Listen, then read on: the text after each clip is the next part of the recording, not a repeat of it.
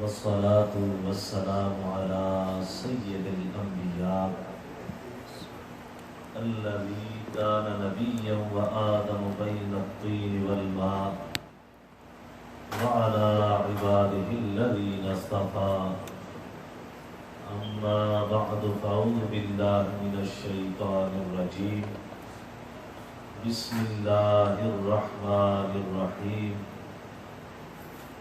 هو الذي أرسل رسوله بالهدى ودين الحق ليظهره على الدين كله صدق الله العظيم إن الله وملائكته يصلون على النبي يا أيها الذين آمنوا صلوا عليه وسلموا تسليما بآواز بلند درود پاک پڑھیے الصلاۃ والسلام علیکہ یا سیدی یا رسول اللہ وعلی آلک واصحابک یا سیدی یا حبیب اللہ الصلاۃ والسلام علیکہ یا سیدی یا رحمۃ للعالمین وعلی آلک واصحابک یا سیدی یا شفیع المذنبین ہزاروں درود و ہزاروں سلام بارگاہ محمد علیہ السلام۔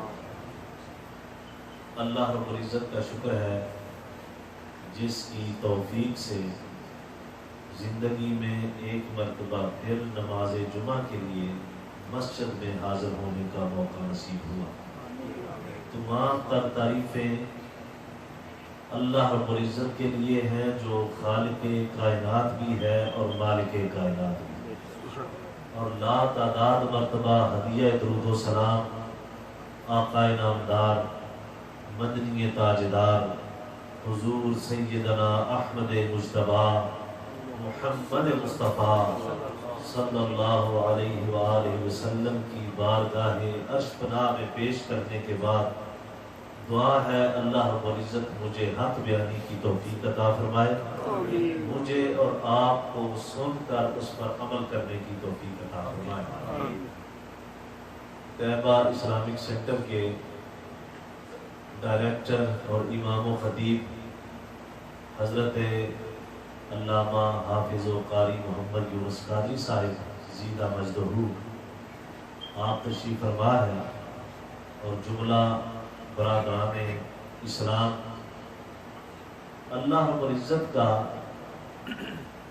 یہ ایک کمال ہے اور اللہ رب العزت کی یہ شان ہے کہ اس کی اپنی مرضی ہے۔ ساری عزتوں کا مالک اللہ رب العزت کی ذات بابرکات۔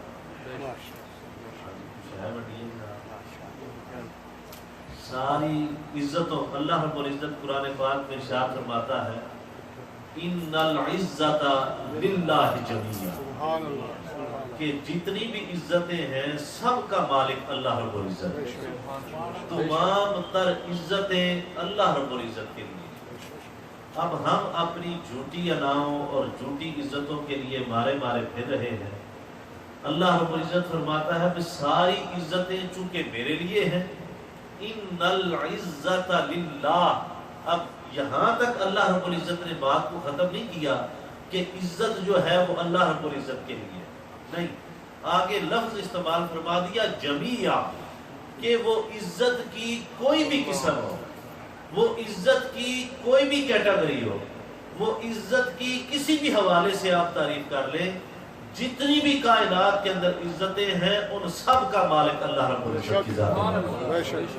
اب چونکہ عزتوں کا مالک وہ ہے تو اب وہ جسے چاہتا ہے عزت عطا فرماتا ہے، وہ جسے چاہے شان عطا فرماتا ہے، جسے چاہے وقار عطا فرماتا ہے، وہ جس کو چاہے نواز دے، اور جب کسی کو ذلیل کرنے پہ آئے تو وہ خود ساختہ جتنا مرضی وہ صاحب عزت بنا پھرتا ہو، وہ جتنا مرضی اپنے آپ کو باوقار سمجھتا ہو، وہ اس طرح ذلیل کر کے مارتا ہے کہ فرعون اور نمرود کا حشر ہمارے سامنے، جو اپنے وقت کے بڑے بڑے بادشاہ بنے پھرتے تھے، اپنے وقت کے بڑے بڑے قارون بنے پھرتے تھے، اور وہ سمجھتے تھے کہ ساری عزتیں ہمارے لیے ہیں، وہ سمجھتے تھے کہ سارے مقام ہمارے لیے ہیں، وہ سمجھتے تھے کہ جسے ہم عزت دیں گے وہ عزت والا ہوگا، جسے ہم صاحب ذلت سمجھیں گے وہ صاحب ذلت ہوگا۔ چونکہ ساری عزتیں ہمارے لیے ہیں، ہم اپنی آنکھوں کے سامنے جو دنیا کے باوقار آج سے پہلے بنے پھرتے تھے، اپنی آنکھوں کے سامنے آج انہیں ذلیل ہوتا ہوا دیکھ رہے ہیں۔ یہ اللہ رب العزت کی شان ہے، چونکہ اللہ فرماتا ہے کہ سارے ملک میرے لیے اور ہر ملک کا بادشاہ میں ہوں، میں جتنی دیر تک چاہوں عزت عطا فرماؤں، جتنی دیر تک چاہوں کسی ملک کی حکومت عطا فرماؤں، جب میں چاہوں میں ملکوں کی حکومت۔ ہم نے اپنی آنکھوں کے سامنے دیکھا، رات کو بندہ وزیر اعظم ہوتا ہے، دن چڑھتا ہے اسے خبر نہیں ہوتی، وہی وزیر اعظم اسیر اعظم ہے۔ یہ اللہ کی شان ہے، جسے چاہے وہ شان عطا فرما دے۔ تو اس نے کہا، فرمایا ان العزت للہ جمیعا، کہ جتنی بھی عزتیں ہیں، جتنا وقار ہے، جتنی شانیں ہیں، وہ ساری کی ساری اللہ رب العزت فرماتا ہے کہ میرے لیے ہے۔ نمرود کی مثال حضرت سیدنا ابراہیم علیہ السلام نے اس کے سامنے مکالمہ کیا، اللہ رب العزت کی توحید کے اوپر دلائل پیش کیے کہ اللہ رب العزت کی ذات وہی عبادت کے لائق ہے اور وہ وحدہ لا شریک ہے، اس کا کوئی شریک نہیں، کوئی دوسرا اس کے علاوہ عبادت کے لائق نہیں، ہر چیز اس نے پیدا کی ہے۔ اور دلائل دیتے ہوئے حضرت سیدنا ابراہیم علیہ السلام نے ارشاد فرمایا کہ میرا رب وہ ہے جسے چاہے مار دے، جسے چاہے زندگی عطا کرے۔ اب حضرت سیدنا ابراہیم علیہ السلام کی یہ دلیل سن کر نمرود کہتا ہے یہ کام تو میں بھی کر رہی ہوں۔ اب بات سمجھ رہے ہیں؟ جب غرور اور تکبر بندے کے سر کے اوپر سوار ہو چکا ہو نا، اس کو سمجھ ہی نہیں آتی کہ میں کیا کہہ رہا ہوں۔ جب حضرت سیدنا ابراہیم علیہ السلام نے فرمایا کہ میرا رب وہ ہے جو زندگی عطا فرماتا ہے اور میرا رب وہ ہے جو موت عطا فرماتا ہے، وہ کہتا ہے یہ کوئی بڑا کام نہیں، یہ کوئی کمال نہیں، یہ کام تو میں بھی کر لیتا ہوں۔ اس نے حضرت سیدنا ابراہیم علیہ السلام کے سامنے قید خانے سے 2 قیدی منگوائے۔ ایک قیدی ایسا تھا جسے رہائی کا حکم ہو چکا تھا اور ایک قیدی ایسا تھا جسے سزائے موت کا حکم ہو چکا تھا۔ دونوں قیدیوں کو جیل سے منگوا کے جس کو رہائی کا حکم ہوا اسے سزائے موت دے دی، اور جو سزائے موت کا جس کو حکم ہوا تھا اس کو آزاد کر دیا۔ کہتا ہے اہل بھیا کام تو میں نہیں کرتا۔ وہ اپنی طرف سے بڑی دلیل اس نے دی۔ پھر حضرت سیدنا ابراہیم علیہ السلام نے ارشاد فرمایا کہ میرا رب وہ ہے جو سورج کو مشرق سے غروب کرتا ہے اور مغرب میں غروب کرتا ہے۔ اگر تو خدا ہے اور خدائی کا دعویٰ کرتا ہے تو سورج کو مغرب سے طلوع کر کے دکھا، مشرق میں غروب کر کے دکھا۔ جب حضرت سیدنا ابراہیم علیہ السلام نے یہ دلیل دی تو قرآن پاک ارشاد فرماتا ہے کہ اس کے اوثان خطا ہو گئے، لاجواب ہو گیا۔ اس کو جواب نہ آیا کہ اب میں کیا کروں، ابراہیم کا رب تو سورج مشرق سے طلوع کر کے مغرب میں غروب کرتا ہے، اگر میرے لیے ساری عزتیں ہیں، اگر میرے لیے سارا وقار ہے، اگر میرے لیے ساری شانیں ہیں، تو پھر تو سورج میں مغرب سے طلوع کر کے دکھاؤں تو پھر بات بنتی ہے۔ قرآن اس بات کے اوپر شاہد ہے کہ وہ لاجواب ہوا، لڑکھڑایا، اسے کوئی جواب نہ آیا۔ اس کے اوپر دلیل دیتے ہوئے غزالی زمان حضرت سید احمد سعید کاظمی رحمت اللہ تعالی علیہ، آپ نے بڑا خوبصورت کلام فرمایا ہے۔ آپ فرماتے ہیں کہ حضرت سیدنا ابراہیم علیہ السلام نے یہ جو فرمایا نا کہ میرا رب وہ ہے جو سورج کو مشرق سے طلوع کرتا ہے، مغرب میں غروب کرتا ہے، اگر تو رب ہے تو سورج کو مغرب سے طلوع کر کے دکھا۔ آپ فرماتے ہیں کہ خدا کی شان اور خدا کی مقام و مرتبہ اس کا بیان کرتے ہوئے حضرت سیدنا ابراہیم علیہ السلام نے یہ فرمایا تھا کہ سورج کو مغرب سے جو طلوع کرے وہ خدا ہوتا ہے۔ آپ کو بات کی سمجھ آ رہی ہے؟ بھئی اگر تو خدا ہے تو سورج مغرب سے طلوع کر کے دکھا۔ اب جو سورج سے مغرب سے طلوع کر کے دکھا دے، خدا کے علاوہ بھی یہ کام کر سکتا ہے؟ بولیے نا، اچھا بولیے، کوئی کر سکتا ہے؟ نہیں کر سکتا۔ اور حضرت ابراہیم علیہ السلام نے قرآن پاک گواہ ہے کہ نمرود کے سامنے یہ دلیل پیش کی کہ اگر خدا ہے تو سورج مغرب سے طلوع کر کے دکھا۔ وہ فرماتے ہیں کہ خدا کے اوپر دلیل دیتے ہوئے حضرت ابراہیم علیہ السلام نے نمرود کے سامنے یہ دلیل دی کہ جو سورج مغرب سے طلوع کرتے وہ خدا ہوتا ہے۔ اب وہ فرماتے ہیں کہ جب یہ کام آقا نعمت رحمت عالم صلی اللہ علیہ وآلہ وسلم کی آپ کا سر انور مولا علی کی گود میں ہے اور حضرت مولا علی کی عصر کی نماز قضا ہو رہی ہے، جب حضرت مولا علی کی آنکھ کھلتی ہے تو آقا علیہ السلام اسی لمحہ پوچھتے ہیں علی عصر پڑھ لی ہے؟ سبحان اللہ، کوئی بول نہیں لگتا ہے، نہیں کرتے کیا ہے سبحان اللہ۔ اب علی عصر کی نماز پڑھ لی ہے۔ اب دیکھیے کہ کیا شان بندہ نوازی ہے۔ جب حضرت مولا علی کی گود میں سر رکھ کے آرام فرمانے لگے تھے تب نہیں پوچھا کہ علی آئے ہو عصر پڑھ لی یا نہیں پڑھی؟ اگر نہیں پڑھی تو پہلے عصر پڑھ لو پھر میں آرام کرنا چاہتا ہوں، پہلے نہیں پوچھا۔ اب آرام فرما لیا، مولا علی کی گود میں سر انور مصطفیٰ نے رکھ دیا۔ سبحان اللہ۔ اب میں عقیدے کی بات کرتا ہوں، اللہ رب العزت نے ہمیں بڑا خوبصورت عقیدہ عطا کیا۔ میں کہتا ہوں ہم اس کی عزت پہ بھی قربان ہیں جس کی گود میں مصطفیٰ نے مسجد میں سر رکھ دیا۔ سبحان اللہ۔ ہم اس کی عزت پہ بھی قربان ہیں جس کی گود میں غار ثور میں مصطفیٰ نے سر رکھ دیا۔ سبحان اللہ۔ ہم اس کی عزت پہ بھی قربان ہیں، ہم اس کے مقام پہ بھی قربان ہیں۔ اب دیکھیے کہ آقا علیہ السلام نے پہلے نہیں پوچھا، جب عصر کی سورج غروب ہو رہا ہے، حضرت مولا علی کی نماز، اب دیکھیے نماز کا کتنا پیار ہے علی کو نماز کے ساتھ۔ اب دعویٰ محبت کا مولا علی سے کرے اور نماز کے قریب بھی نہ جائے۔ محبت کا دعویٰ سیدنا مولا علی سے ہو، بندہ 6 مہینے وضو کوئی نہ کرے۔ محبت کا دعویٰ حضرت مولا علی جیسی پاک شخصیت کے ساتھ ہو۔ آقا علیہ السلام نے فرمایا یہ جو میرا ویر علی ہے نا، قیامت کے دن جن لوگوں کے چہرے وضو کرنے کی وجہ سے روشن ہوں گے اور 14ویں رات کے چاند کی طرح چمک رہے ہوں گے، ان لوگوں کا امام علی ہے۔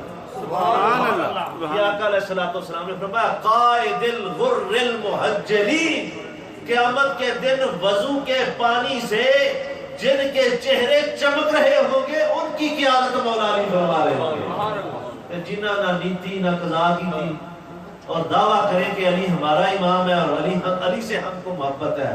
علی سے وہی علی کا محب ہوگا جو مولا علی کی طرح نماز سے محبت کرتا ہے، وہی علی کا محب ہوگا جو مولا علی کی طرح وضو کے پانی سے چہرے کو دھوتا ہوگا۔ اب حضرت مولا علی نماز قضا ہو رہی ہے، نماز کی قضا دیکھ کے حضرت مولا علی کی آنکھوں سے آنسو جاری ہوتے ہیں۔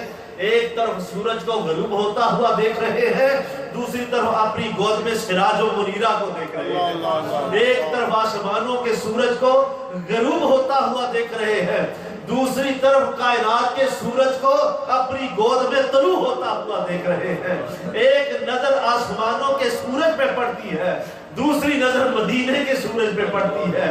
اب آنکھوں سے آنسو رواں ہیں، آنکھوں سے آنسو رواں ہو کے یہ چشم نم دیدہ جب ہوئے ہیں تو آنسو گر کے حضور کے رخسار پہ پڑتا ہے۔ حضور بیدار ہوتے ہیں اور بیدار ہوتے جو پہلا جملہ میرے مصطفیٰ نے فرمایا، آپ نے فرمایا علی نماز پڑھ لی ہے۔ کتنی محبت کے ساتھ علی نماز پڑھ لی ہے۔ حضرت مولا علی کرم اللہ وجہ الکریم عرض کرتے ہیں یا رسول اللہ نہیں پڑھی۔ اب علی بتاؤ کیا کرنا چاہتے ہو، سورج تو چلا گیا، غروب ہو گیا، قضا پڑھ۔ فرمایا یا رسول اللہ آپ کے آرام پہ علی کی نماز قضا ہو اور علی اس کو قضا کرے، یہ علی کی محبت کو گوارا نہیں، یا رسول اللہ ادا پڑھنا چاہتا ہوں۔ اب دیکھیے حدیث کی کتابیں، رحمت عالم صلی اللہ علیہ وآلہ وسلم نے اپنے ہاتھ فضا میں بلند کر کے جو اللہ رب العزت سے دعا کی، وہ الفاظ مبارک یہ ہے، اللہم ان علی کان فی طاعتک و طاعت رسولک۔ سبحان اللہ۔ یا اللہ علی تیری اطاعت میں مصروف تھا اور تیرے رسول کی اطاعت میں مصروف تھا۔ اب میرے استاد گرامی اس پہ بحث کرتے ہوئے فرماتے ہیں کہ نماز جو ہے وقت پہ پڑھنا، توجہ سے سماعت فرمائیے، نماز وقت پہ پڑھنا اللہ کی اطاعت ہے یا سورج کو غروب ہوتے ہوئے دیکھ کر قضا کر دینا اللہ کی اطاعت ہے؟ بولیے نا بھئی، پتہ بھی ہو سورج غروب ہو رہا ہے، علم بھی ہو، تو وقت پہ پڑھنا، نماز پڑھنا اللہ کی اطاعت ہے، نماز چھوڑ دینا تو اللہ کی اطاعت رہی۔ اب جو الفاظ حضور کی زبان سے ادا ہو رہے ہیں وہ یہ ہے کہ اللہم ان علی کان فی طاعتک و طاعت رسولک، مولا علی تیری اطاعت میں مصروف تھا اور تیرے رسول کی اطاعت میں مصروف تھا۔ حضور کے الفاظ مبارک سے پتہ چلا کہ جو نماز مصطفیٰ کے آرام پہ قربان ہو جائے، جو نماز رسول کے آرام پہ چلی جائے، جو نماز رسول کے آرام پہ قضا ہو جائے، وہ قضا ہونے والی نماز اطاعت خدا بھی ہے، اطاعت مصطفیٰ بھی ہے۔ سبحان اللہ، سبحان اللہ۔ جو حضور کی اطاعت پہ نماز قضا ہو جائے، وہ قضا ہوئی نماز کی اطاعت خدا بندی میں شامل ہوتی ہے۔ سبحان اللہ۔ کان علی فی طاعتک و طاعت رسولک، یہ کہہ کے آقا علیہ السلام نے انگلی مبارک کا اشارہ ڈوبے ہوئے سورج کی طرف، کہیے نظرہ سبحان اللہ، سبحان اللہ۔ اب آقا علیہ السلام کی انگلی مبارک کے ساتھ ڈوبا ہوا سورج واپس پلٹ کے عصر کے مقام پہ آتا ہے۔ سبحان اللہ، سبحان اللہ۔ اللہ اکبر۔ ایک تو سائنسی نقطہ نظر ہے کہ سورج نکلتا ہے، غروب ہوتا ہے، اس کے علاوہ نبی کریم صلی اللہ علیہ وآلہ وسلم نے فرمایا کہ 70,000 فرشتے جب سورج طلوع ہوتا ہے نا، اس کو کھینچ کے مغرب کی طرف لے کے جاتے ہیں۔ سمجھ آ رہی ہے آپ کو؟ کتنا فرشتہ؟ 70,000۔ یہ واقعہ میں نے حدیث پاک مکی مسجد میں ایک دفعہ بیان کی، تو بعد میں ایک شخص تھے وہ مجھے انہوں نے پکڑ لی، وہ کہتے ہیں کہ یہ فطرت کے خلاف ہے کہ سورج کو جو ہے وہ فرشتے کھینچ کے لے کے جا رہے ہیں۔ اللہ رب العزت اپنی طاقت کے ساتھ لے کے جاتا ہے، فرشتے کیا سورج کو کھینچ کے لے کے جائیں گے؟ میں نے کہا بھئی تم جیسا بھی کوئی بے عقل ہوگا، یہ اللہ رب العزت کی شان ہے۔ اللہ کوئی بھی کام جو ہے ایک دو کاموں کو چھوڑ کر براہ راست اپنے دستے قدرت سے نہیں فرماتا، اس نے ڈیوٹیاں لگا دی۔ میں نے بتا ہواؤں والا فرشتہ ہے یا نہیں؟ کہتا ہے وہ ہے، حدیث کے اندر موجود ہے۔ میں نے کہا بارش برسانے والے فرشتے ہیں کہ نہیں؟ جی ہیں۔ میں نے کہا اور بات چھوڑ، تیروں بھی پتہ لگ جائے گا جتنی اسرائیل تیرے کو آیا۔ میں نے کہا موت قبض کرنے والا فرشتہ ہے یا نہیں؟ ہے۔ میں نے کہا جب یہ سارے فرشتے ہیں اور یہ ڈیوٹیاں اللہ نے لگا رکھی ہیں تو سورج کو کھینچنے والے فرشتے کیوں نہیں ہو سکتے؟ وہ بھی کھینچ کے۔ یہ سورہ یاسین کے اندر اس کی تفسیر میں، تفسیر مزری کے اندر یہ حدیث پاک موجود ہے، جس آیت کریمہ وہ مجھے یاد نہیں آ رہی، جس کے اندر اللہ رب العزت فرماتا ہے کہ یہ چاند اور سورج جو ہیں یہ ایک مدار کے اندر تیر رہے ہیں اور ان کو لے کے، اس کے اندر حدیث پاک تفسیر مزری کے اندر یہ موجود ہے۔ حضرت قاضی ثناء اللہ پانی پتی آپ نے اس کے اندر یہ درج فرمایا ہے کہ فرشتے اس کو سورج کو کھینچ کے لے کے جاتے ہیں۔ یہ حدیث پاک ہے کہ 70,000 فرشتہ جو ہے وہ سورج کو کھینچ کے مغرب کی طرف لے کے جاتا ہے۔ اب جو عرض کرنا چاہتا ہوں اس کے اوپر ذرا توجہ فرمائیے۔ سورج کا ایک اپنا وزن ہے۔ اب جتنی بڑی زمین ہے، زمین سے کئی گنا بڑا سورج۔ آپ کو بات کی سمجھ آ رہی ہے؟ اور یہ جو نظام شمسی ہے، جتنے بھی پلینٹس ہیں، یہ مریخ ہے، مشتری ہے، عطارد ہے، زحل ہے، پلوٹو ہے، یہ زمین ہے، یہ جتنے بھی سیارے ہیں یہ سورج کے گرد گردش کرتے ہیں۔ بات سمجھ رہے ہیں آپ؟ اور سورج ان سب سے بڑا ہے۔ یہ نظام شمسی کے اندر جتنے سیارے ہیں زمین کے تحت، یہ سورج ان سب سے بڑا ہے، اس کا وزن اتنا ہے۔ اب اس سورج کو 70,000 فرشتہ جو ہے وہ کھینچ کے مغرب کی طرف لے کے جاتا ہے، اور آقا علیہ السلام نے ارشاد فرمایا کہ سورج جب غروب ہوتا ہے تو سب سے پہلے اللہ کی بارگاہ میں سجدہ کرتا ہے۔ سبحان اللہ، سبحان اللہ۔ سب سے پہلے اللہ کی بارگاہ میں غروب ہوتے ہی سجدہ کرتا ہے۔ اب سورج غروب ہوا ہے، 70,000 فرشتے کھینچ کے لے کے گئے ہیں، اب وہ سجدے میں ہے، ادھر سے انگلی مصطفیٰ اٹھ کھڑی ہوتی ہے، حضور کی انگلی مبارک سورج کو حکم دیتی ہے۔ اب میرا وجدان اور میرا ذوق یہ کہتا ہے سورج نے اللہ سے عرض کیا ہوگا کہ مولا ایک طرف تیرا سجدہ ہے، دوسری طرف مصطفیٰ کی انگلی کا اشارہ ہے، اب بتا میں کیا کروں؟ اللہ نے فرمایا ہوگا کہ سورج میرا سجدہ بعد میں آ کے کر لینا، مصطفیٰ کا حکم پہلے بجا۔ سبحان اللہ سبحان اللہ۔ اب حضور کی انگلی کا اشارہ ہوتا ہے، سورج واپس پلٹتا ہے۔ جو 70,000 فرشتہ کھینچ کے لے کے گیا، حضور کی انگلی کے ساتھ 70,000 فرشتہ بھی واپس آ رہا ہے، اس کو بھی کھینچ کے واپس حضور لے آئے ہیں۔ یہ میرے مصطفیٰ کی ایک انگلی مبارک کی طاقت ہے جو ڈوبے ہوئے سورج کو 70,000 فرشتوں کے ساتھ واپس لا کے اثر کے مقام پہ کر جائے۔ سبحان اللہ۔ اب جو سورج مغرب سے طلوع کرے وہ تو خدا ہے، بات کی سمجھ آئیے آپ کو؟ وہ تو خدا ہے۔ آپ کے جد امجد حضرت ابراہیم علیہ السلام نے نمرود کی بارگاہ میں یہ دلائل پیش کیے۔ اب قریب تھا کہ لوگ یہ سمجھ لیتے کہ یہ تو سورج مغرب سے طلوع کرنے والا کوئی نبی نہیں، کوئی اللہ کا بندہ نہیں، یہ تو خدا ہے جس نے سورج مغرب سے طلوع کر دیا ہے، یہ خدائی صفات والا ہے جس نے سورج مغرب سے طلوع کر دیا ہے۔ اللہ رب العزت نے فرمایا کہ میرے پیارے حبیب، میرے نبی عزیر کا معجزہ قوم نے دیکھا تھا، 100 سال سونے کے بعد دوبارہ زندہ ہوئے، قوم نے گمراہ ہو کے کہہ دیا عزیر ابن اللہ، عزیر اللہ کا بیٹا ہے۔ عیسیٰ کے اندر 5-10 معجزات دیکھے، قوم گمراہ ہو کے کہنے لگی عیسیٰ ابن اللہ، کہ عیسیٰ اللہ کا بیٹا ہے۔ اب میرے نبی یہ تیرے جد امجد نے دلائل دیے تھے، جو سورج کو مغرب سے طلوع کر کے دکھائے وہ خدا ہوتا ہے، اب تو نے سورج کو مغرب سے طلوع کر دیا ہے۔ لوگ گمراہ نہ ہو جائیں، ان کو کہہ دے قل انما انا بشر مثلکم یوحی الی انما الہکم الہ واحد، میں بے شک سورج کو مغرب سے طلوع کر کے بھی دکھا دوں، میں پھر بھی خدا نہیں، خدا کا بندہ۔ سبحان اللہ سبحان اللہ۔ بات کی سمجھ آئی آپ کو؟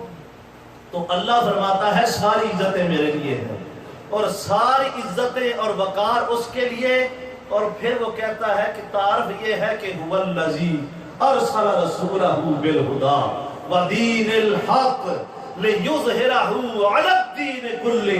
اللہ رب العزت ارشاد فرماتے ہیں کہ میں وہ ہوں جس نے اس رسول کو پیدا کیا۔ سبحان اللہ سبحان اللہ۔ بڑا شاندار قسم کا مستری آپ کے سامنے موجود ہو اور اس سے آپ نے پوچھنا ہو کہ آپ کا کمال کیا ہے، مہارت کیا ہے، آپ بہت بڑے میسن ہیں، بہت بڑے مستری ہیں، کوئی ایسی چیز بتائیں جو تم نے تیار کی ہو، بلڈنگ بنائی ہو اور تمہارا شاہکار ہو، اسے دیکھ کر تمہاری کاراگری یاد آ جائے۔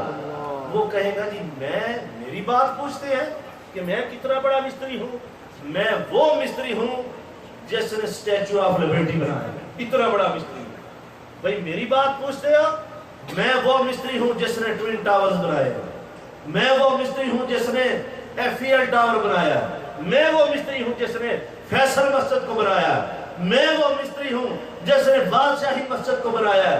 وہ اپنی سب سے حسین تخلیق کو مثال کے طور پہ پیش کرتا ہے کہ میں وہ ہوں۔ اس کا مطلب یہ نہیں کہ جس نے ایفیل ٹاور کا نقشہ ڈیزائن کیا ہے یا اس کو بنایا ہے اس نے ساری زندگی اس کے علاوہ اور کوئی عمارت نہیں بنائی۔ اس نے بڑی عمارتیں بنائی ہیں، اس نے بڑی بلڈنگز بنائی ہیں، لیکن اپنی جب وہ پہچان دیتا ہے کہتا ہے اگر میرا کام دیکھنا چاہتے ہو نا تو میں وہ ہوں جس نے ایفیل ٹاور بنایا ہے، میں وہ ہوں جس نے ورلڈ ٹریڈ سینٹر بنایا ہے، میں وہ ہوں جس نے بادشاہی مسجد اور فیصل مسجد کو بنایا ہے۔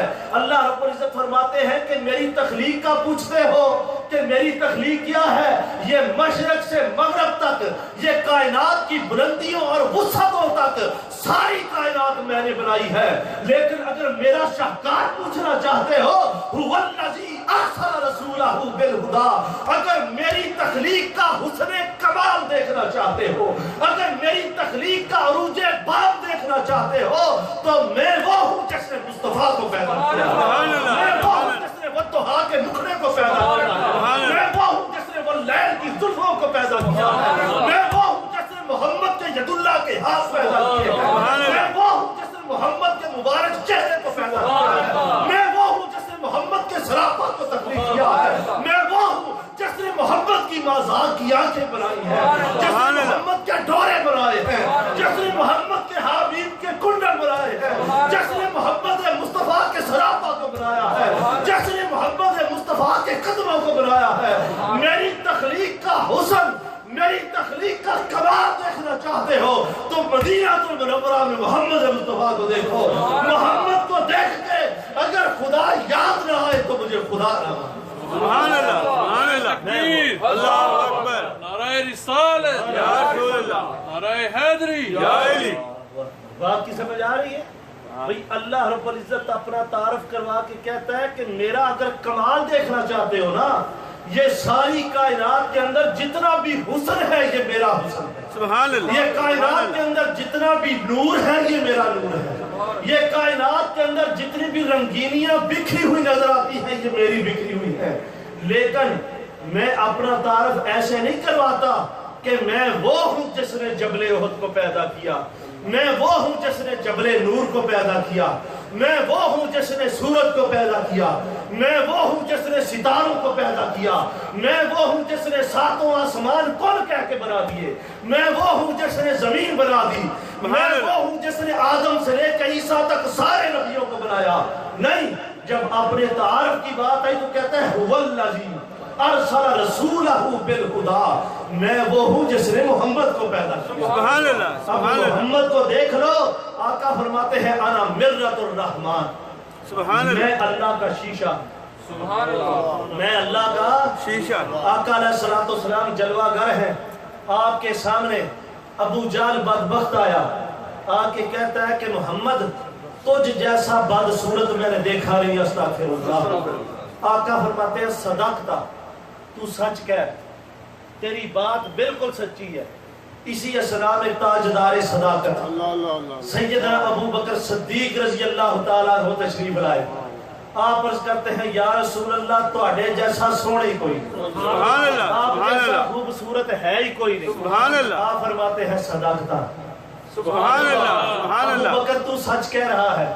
ایک کونے سے ایک صحابی کھڑا ہوتا ہے، یا رسول اللہ یہ تو ہو نہیں سکتا کہ آپ کی زبان مبارک میں تضاد ہو یا آپ کی زبان مقدسہ سے کوئی ایسی بات نکلے جو حق پہ مبنی نہ ہو. ابو جہل نے کہا کہ آپ جیسا استغفر اللہ بدصورت نہیں دیکھا. آپ نے اس کو بھی کہہ دیا صدقتا کہ سچ کہہ رہا ہے.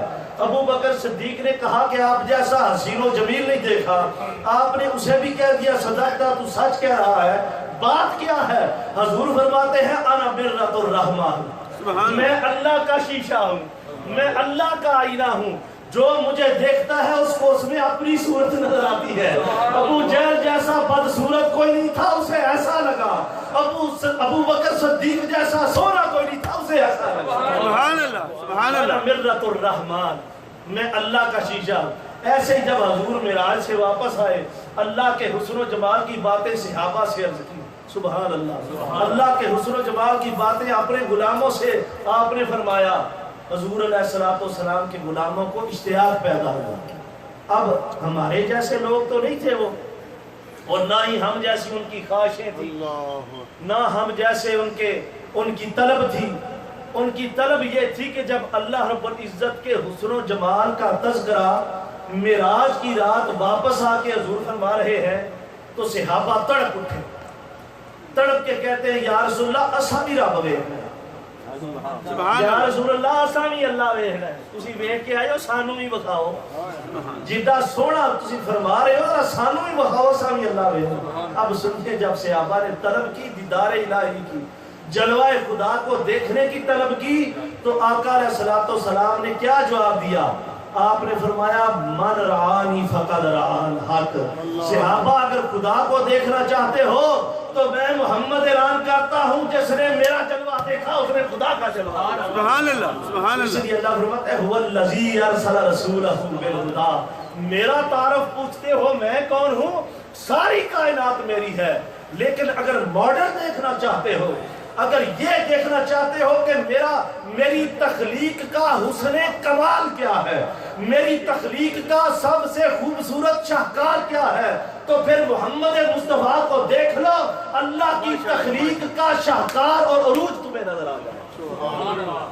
اور حضور علیہ السلام وہ ہے، اللہ فرماتا ہے میں وہ ہوں جس نے محمد کو پیدا کیا ہے. کس کام کے لیے؟ بالہدا، ہدایت دے کے میں نے پیدا کیا. ساری کائنات کو ہدایت دینے والا میں نے نبی پیدا کیا ہے.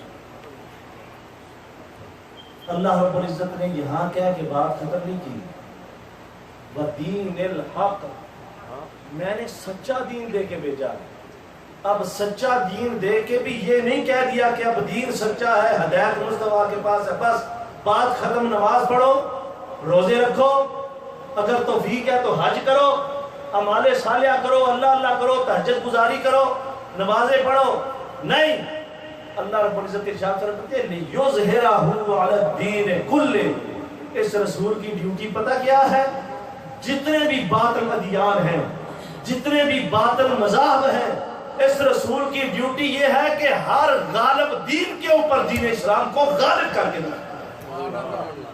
اب آقا علیہ الصلوۃ والسلام کی کوششیں ساری زندگی آپ دیکھتے رہے کہ اللہ کے دین کی خاطر آپ نے کیا کیا کیا، اور اللہ کے فضل سے وہ غالب آ کے رہا، اور اللہ نے قرآن نازل فرما دیا، اليوم اکملت لکم دینکم واتممت علیکم نعمتی ورضیت لکم الاسلام دینا، کہ میرے حبیب آج کے دن ہم نے آپ کے اوپر اسلام کو مکمل کر دیا ہے۔ بات کی سمجھ آ رہی؟ جو آپ کو سبحان اللہ، سبحان اللہ، ہمیں کیا ہے جو گالی سمجھ آ رہی؟ سبحان اللہ۔ آخری حدیث عرض کر کے میں گفتگو کو ختم کرتا ہوں۔ یہ کیسا اعزاز اور اعجاز ہے جو اللہ رب العزت نے حضور کو عطا فرمایا۔ آپ نے ارشاد فرمایا کہ اگر کوئی دنیا سے چلا جائے، بڑی خوبصورت بات ہے، تو آپ نے محبت کے ساتھ سنا۔ آپ نے فرمایا کہ اگر کوئی شخص دنیا سے چلا جاتا ہے، وہ اپنی جائیداد چھوڑ کے جاتا ہے، ایمان والوں خوش ہوا کرو اپنے نبی کا ذکر سن کے، سبحان اللہ، اپنے سبحان چہرے اللہ، پہ سمائل اور خوشی اور مسکراہٹ لایا کرو اپنے نبی کا ذکر سن کے۔ اللہ رب العزت نے کوئی معمولی رسول آپ کو نہیں عطا فرمایا۔ اب دیکھیے کہ حضور کیا ارشاد فرما رہے ہیں، اور اپنے نصیبوں پہ فخر کریں۔